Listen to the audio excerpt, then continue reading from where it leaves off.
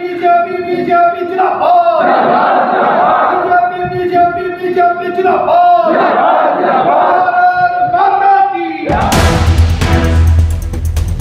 রাজ্যে বিধানসভা নির্বাচনের বাকি আর মাস কয়েক। পুজো মিটলেই ভোটের প্রস্তুতিতে ঝাঁপাবে রাজনৈতিক দলগুলি। তার আগে রাজ্যের বিভিন্ন জেলায় যে বিজেপিতে যোগদানের ঢল নেমেছে, মঙ্গলবার যা দেখা গেল রানাঘাট উত্তর পশ্চিম বিধানসভা কেন্দ্রে। সেখানে ফুলিয়ায় একটি কর্মসূচিতে বিজেপিতে যোগদান করেন তারা। অনুষ্ঠানে তাঁদের হাতে দলীয় পতাকা তুলে দেন স্থানীয় বিধায়ক পার্থসারথী চট্টোপাধ্যায়।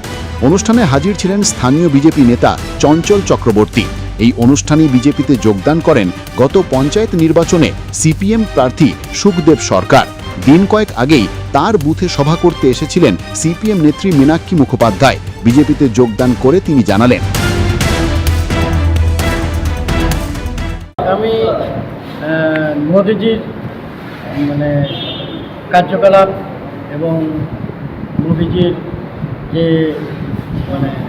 পার্টিটাকে সুন্দরভাবে ভারতবর্ষে এগিয়ে নিয়ে যাচ্ছে, ওর জন্যই আমার খুব ভালো লেগেছে।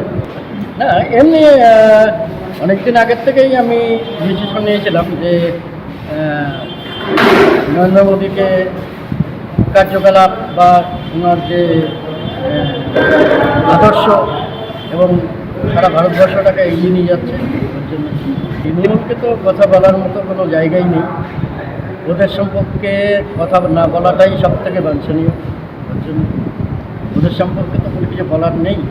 ওরা একটা দুর্নীতিবাদ দল। ওদের সাথে তো কোনো সম্পর্ক রাখাটাই ব্যক্তিগত হিসাব দিয়ে চলা যায়। দিন কয়েক আগেই তার বুথে সভা করেছিলেন সিপিএম নেত্রী মীনাক্ষী মুখোপাধ্যায়। আর তার কয়েকদিনের মধ্যে সিপিএম ছেড়ে বিজেপিতে যোগদান করলেন গত পঞ্চায়েত নির্বাচনে সেই বুথেরই সিপিএম প্রার্থী। সঙ্গে বিভিন্ন রাজনৈতিক দল থেকে বিজেপির পতাকা ধরলেন কয়েকশো রাজনৈতিক কর্মী। দলবদলকারীদের সাফ কথা, বিজেপি পশ্চিমবঙ্গের ভবিষ্যৎ।